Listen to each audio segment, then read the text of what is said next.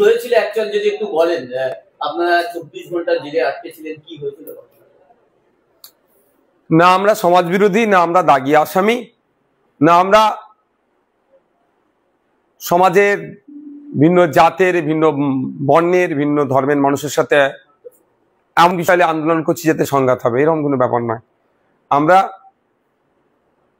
আমাদের দেশের সংবিধানের পূর্ণ মর্যাদা দিয়ে একজন দেশবাসী হিসাবে, দায়িত্বশীল নাগরিক হিসাবে আমরা কলকাতাতে ওয়াকফ সংশোধনী আইন 2025কে বাতিল করার জন্য যেভাবে ফেক ST/SC সার্টিফিকেটের রমরমা হয়ে যাচ্ছে, আপনারা শুনলে অবাক হবেন।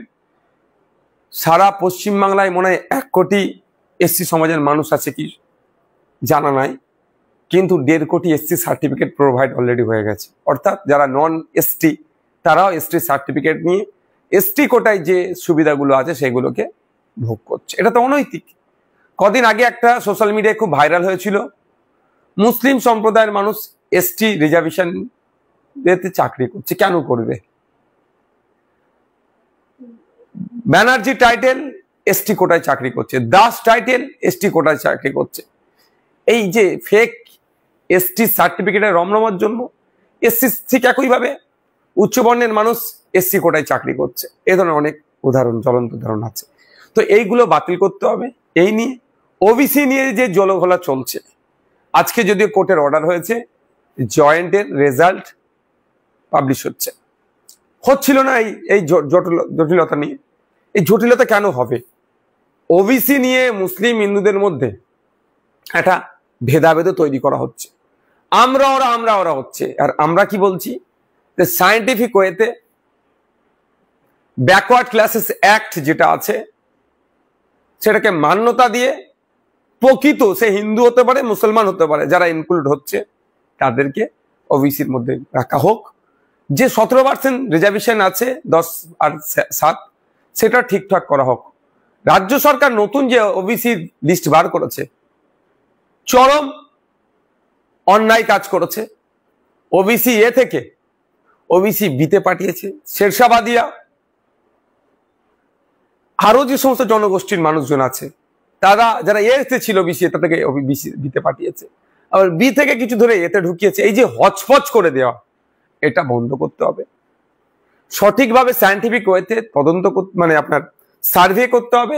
ওই 10টা বাড়িতে গিয়ে স্যাম্পেল সার্ভে করলো আর ঘোষণা করে দিলে তো এটা নয়। এখানে মূল স্রোতে আসার বিষয় আছে।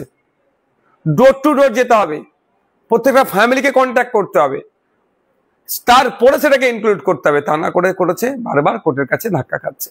এই আর হিন্দু মুসলমানের মধ্যে একটা টেনশন, ভেদাভেদ তৈরি হচ্ছে। একটা সম্প্রদায় আর বিজেপি তো আছেই, শুভেন্দু অধিকারী তো আছেই, রেড়ে করে উঠছে নাকি সব মুসলমানদেরকে দিয়ে দিচ্ছে, সব মুসলমানদেরকে দিয়ে দিচ্ছে। অ্যাকচুয়াল মুসলিম হিন্দু সবাই আছে ক্ষতিগ্রস্ত। এই ক্ষতিগ্রস্তের হাত থেকে বাঁচানোর জন্য আমাদের ধর্ণামঞ্চ ছিল। SIR এর নামে যেভাবে নাগরিককে আতঙ্কিত করা হচ্ছে, দেশ থেকে তাড়িয়ে দেবে, ভোটার লিস্ট থেকে নাম বাদ পড়ে যাবে, ডিভোটার করে দেবে, আর বিজেপি যেভাবে হয়রানি করার জন্য হুমকি দিচ্ছে। 1.5 কোটি নাকি রোহিঙ্গা আছে। ইউনাইটেড নেশন বলছে সারা পৃথিবী জুড়ে 24 লক্ষ মতো রোহিঙ্গা আছে, যার মধ্যে 10 লাখ শুধু বাংলাদেশে, ইন্দোনেশিয়া, মালয়েশিয়া, পৃথিবীর বিভিন্ন কান্ট্রিতে অল্প অল্প করে রোহিঙ্গা আছে। আর আমাদের দেশের স্বরাষ্ট্র দপ্তরের দেওয়া তথ্য অনুযায়ী 30,000 রোহিঙ্গা আছে, যেটার শরণার্থীর হিসাবে তাদেরকে ট্রিট, অনেকের কাছে UN এর কার্ডও আছে, শরণার্থীর কার্ড আছে। তো প্রশ্ন হচ্ছে এখানে, আমি ধরছি 30,000ই যদি ইললিগালি আসে, তার জন্য তো ফরেনার্স অ্যাক্ট আছে। কিন্তু যেভাবে শুভেন্দু অধিকারী 1.5 কোটি মানে রোহিঙ্গা আছে তাড়িয়ে দেওয়া হবে, তাহলে 1.5 কোটি রোহিঙ্গা আছে এটা ভারত সরকারও স্বীকার করছে না। ভারত সরকারের গুরুত্বপূর্ণ একটা দপ্তর, স্বরাষ্ট্র দপ্তর, তিনারা বলছেন 30,000 আছে। সেই 30,000-এর মধ্যে সব থেকে বেশি রোহিঙ্গা কোন রাজ্যে আছে? দিল্লি। দিল্লিকে এখন কন্ট্রোল কারা করে? সরকারে, দিল্লি সরকারে আছে বিজেপি, আর দিল্লি পুলিশকে কন্ট্রোল করে আবার সেন্ট্রাল স্বরাষ্ট্র হোম মিনিস্ট্রি, সেখানেও বিজেপি আছে। তাড়াতে পারছে না কেন? তৃতীয় যে রাজ্যটা আছে রোহিঙ্গা সব থেকে বেশি, তার নাম হচ্ছে হরিয়ানা। তাহলে হরিয়ানায় কোন সরকার আছে? বিজেপি সরকার। ফোর্থ যে রাজ্যটা আছে, সেকেন্ড কি আছে আমার এই মুহূর্তে মাথায় আসছে না, এটা বলতে পারছি না। ফোর্থ র্যাঙ্কে যেটা আছে, সব থেকে বেশি রোহিঙ্গা আছে যে রাজ্যের মধ্যে, চতুর্থ নম্বরে যেটা আছে সেটার নাম হচ্ছে অসম। হেমন্ত বিশ্ব শর্মা খুব হই হই করছে, বাংলা ভাষায় কথা বলে নাকি বিদেশি চিহ্নিত করতে পারবে। বাঙালি বিদেশি একটা সরকার চলছে অসমে, তার রাজ্যে আছে শুভেন্দু অধিকারী কথা বলছেন। ফিফথ র্যাঙ্কে আছে আমাদের ওয়েস্ট বেঙ্গল। এখানে আমি যদি অ্যাভারেজ যদি 5,000 করে থাকে, 6,000 করে থাকে, তাহলে 30,000, তাহলে পরও আমাদের রাজ্যকে দেখে দিচ্ছে। আমরা বারবার বলেছি যে রাজ্য সরকার এই তথ্য দেয় না, রাজ্য সরকার আপনার যে পার্টি চলছে তারা তথ্য দেয় না। কিন্তু আমাদের বক্তব্য যে এসআইআর এর নামে যেভাবে আতঙ্কিত বা হয়রানি করার চেষ্টা হচ্ছে, আমরা বিহারে দেখলাম জীবিত আছে তাকে মৃত দেখিয়ে ডি ভোটার বানিয়ে দিয়েছে। এটা চরম অন্যায়। বৈধ ভোটারকে অবৈধ ঘোষণা করা হচ্ছে, চরম অন্যায়। তো এই ধরনের অন্যায় কোনোভাবে মেনে নেওয়া যাবে না। তাই আমাদের ডিমান্ড ছিল, আজকেও ডিমান্ড আছে, আগামীতেও থাকবে যতদিন এটা শুধরাচ্ছে, যে এসআইআর এর নামে ডি ভোটারের যে চক্রান্ত চলছে সেটা বন্ধ করতে হবে। তাই নিয়ে আমাদের ধর্মমঞ্চ ছিল। আমাদের ধর্মমঞ্চে আর একটা গুরুত্বপূর্ণ দাবি ছিল, যেটা সময়ের দাবি। রাজ্যের মুখ্যমন্ত্রী অলরেডি ঘোষণাও করেছেন নাকি 5,000 টাকা করে দেবে। এই 5,000 টাকাতে সমাধান হয় না পরিযায়ী শ্রমিকদের। এখানে শ্রমের মূল্যায়ন হয় না বলে ভিন্ন রাজ্যে যাচ্ছে, এখানে কাজ নাই বলে ভিন্ন রাজ্যে যাচ্ছে। এখানে নিয়ে আসলে তারা না খেতে পেয়ে মরবে। আজকে ডেটে 5,000-এ কি হবে? এই মূল্য বৃদ্ধির সময় 5,000-এর কিছু কাজ আছে?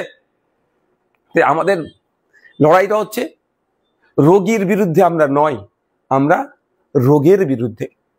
আর রাজ্য সরকার রোগীর বিরুদ্ধে চলে যাচ্ছে, অর্থাৎ এই পরিযায়ী শ্রমিকদের সমস্যা চলে ফিরিয়ে আসো। ফিরিয়ে নিয়ে আসার পক্ষে আমি বিপক্ষে নয়, নিয়ে এসে আমি তাদের জন্য কি করতে পারছি, আগে সেই স্ট্রাকচার, সেই পরিকাঠামো আমাদের আছে কি? আমাদের রাজ্যের স্কিল লেবারদের মিনিমাম ওয়েজেস হচ্ছে 450 টাকা। আপনি তামিলনাড়ু চলে যান, কেরলাতে চলে যান, কর্ণাটকাতে চলে যান, একটা রাজমিস্ত্রি সেখানে প্রায় 1,600 টাকা, 1,500 টাকা কাজে কেরলে কাজ করছে, আর আমাদের রাজ্যে সেটা 750 টাকার নিচে। একটা ওখানকার আপনি শ্রমিক দেখুন, যদি চলে যায় 1,000 টাকা পার ডে ইনকাম করছে, মাস গেলে সে 30,000 টাকা ইনকাম করবে। আর আমাদের রাজ্যে একটা রাজমিস্ত্রির জোগাড়ের কত? 350 টাকা খুব বেশি হলে। এই যে ডিফারেন্স, প্রায় 3 ডবল কম ডিফারেন্স, এত কম, সেই এই যে সমস্যা তৈরি হচ্ছে। আমরা ওই জন্য পরিযায়ী শ্রমিকদের, ভিন্ন রাজ্যে যে আমাদের পরিযায়ী শ্রমিকরা আছে, বাঙালি যারা বাংলায় কথা বলছে, তার জন্য আক্রান্ত হচ্ছে। কখনো দীপু দাস লাশ হয়ে বাড়ি ফিরছে, কখনো সোমনাথ দেবনাথ লাশ হয়ে বাড়ি ফিরছে, কখনো আপনার আবু বকর বাদুরিয়া লাশ হয়ে বাড়ি ফিরছে, আফরাজুলকে পিটিয়ে মারছে, আপনার সাবির মল্লিককে পিটিয়ে মারছে। এই ধরনের লিস্ট বাড়ছে। এটা যাতে না হয়, আমাদের রাজ্যের পরিযায়ী শ্রমিকরা ভিন্ন রাজ্যে কাজ করছে, তাদের উপর অত্যাচার জুলুম যেটা হচ্ছে বন্ধের জন্য আমাদের এই ধর্ণা মঞ্চটা ছিল। Right of movement, freedom of movement, আমার রাইট আছে ভারতবর্ষের যে কোনো জায়গায় আমি ঘুরতে পারি, ভারতীয় হিসাবে থাকতে পারি, ঘুরতে পারি। হ্যাঁ, কিছু সংরক্ষিত এলাকা আছে সেইগুলো ছাড়া। কিন্তু সেটা আজকে কেন্দ্রের বিজেপি সরকার ক্ষমতায় আসার পর থেকে, আর ম্যাক্সিমাম বিজেপি পরিচালিত রাজ্যগুলোতে এই মুভমেন্ট, এই রাইটকে কেড়ে নেওয়া হচ্ছে। এর প্রতিবাদে আমরা ধর্ণা করতে চেয়েছিলাম, শান্তিপূর্ণ ধর্ণা। এক কথায় আমার উপর অত্যাচার হচ্ছে, আমি এসটি, আমি ওবিসি, আমি এসসি, আমি পরিযায়ী শ্রমিক, আমি আতঙ্কিত একটা ভোটার, আমাকে হয়রানি করতে পারে, আমার উপর এই যে দমনপীড়ন হচ্ছে, এটার জন্য আর আমার মাদ্রাসা মসজিদের জায়গা কেড়ে নেওয়ার অপচেষ্টা চলছে। আমি একটু শান্তিপূর্ণভাবে ধর্ণা মঞ্চে বসতে চাইছি, যে ধর্ণা মঞ্চে আমরা কত 50-100 জন থাকবো, একসাথে একটু আমাদের ক্ষোভটা শান্তিপূর্ণভাবে আমরা প্রকাশ করবো। সাথে সাথে বুকের ভেতরে অনেক ব্যথা যন্ত্রণা, আমরা একটু কাঁদবো। রাজ্য সরকার, মমতাময়ী রাজ্য সরকার, সংখ্যালঘু দরদি রাজ্য সরকার, আদিবাসী দরদি রাজ্য সরকার, পরিযায়ী শ্রমিক দরদি রাজ্য সরকার, পশ্চিমবাংলার দলিত প্রেমী রাজ্য সরকার, পশ্চিমবাংলা প্রেমী রাজ্য সরকার, বাংলা প্রেমী রাজ্য সরকার আমাদেরকে সেই একটু কাঁদার জায়গাটুকু দিচ্ছে না। আমাদেরকে তুলে নিয়ে গিয়ে জেলের মধ্যে রাখছে। বিচারপতি সাহেব তিনি নিশ্চিতভাবে অবজারভেশন করেছেন এবং আমাদের নামে যে অভিযোগগুলো আসছে সেগুলো খতিয়ে দেখেছেন। আপনাদের একটা কথা বলি, কেউ বলছে 500 টাকা জামিনে, কেউ বলছে 2000 টাকা, এগুলো সম্পূর্ণ ভিত্তিহীন কথা। পিআর বন্ডে আমাদের জামিন হচ্ছে, আমাদের 1 টাকাও জজ স্যার জামিনের জন্য চাননি, দিতে বলেননি। অর্থাৎ আমরা যে শান্তিপূর্ণ মিছিল করছিলাম, আমাদেরকে বরঞ্চ উল্টে জজ সাহেব ওখানে প্রশ্ন করেছেন যে ওখানে কি 144 ছিল, উত্তর দিতে পারেনি। ও আরো কিছু প্রশ্ন করেছেন, সবটা আমি বলছি না, কোর্টের ইনসাইটের ম্যাটার, আমি তো উত্তর দিতে পারেনি। আমরা জামিন পেয়ে এসেছি, আমাদের লড়াই চলবে। আমাদের বলার প্রশ্ন এটা, আমাদের যে যে ডিমান্ড নিয়ে আমাদের প্রতিবাদ ছিল, ম্যাক্সিমাম বিজেপির বিরুদ্ধে, ম্যাক্সিমাম কেন্দ্র সরকারের বিরুদ্ধে, তারপরও রাজ্য সরকার কেন এত তৎপরতা দেখাচ্ছে, এটা আমাদেরকে বুঝতে হবে। এরা বলছে ওয়াকাফ নিয়ে চিন্তা নেই, ওয়াকাফ রাজ্যতে লাগু হতে দেব না।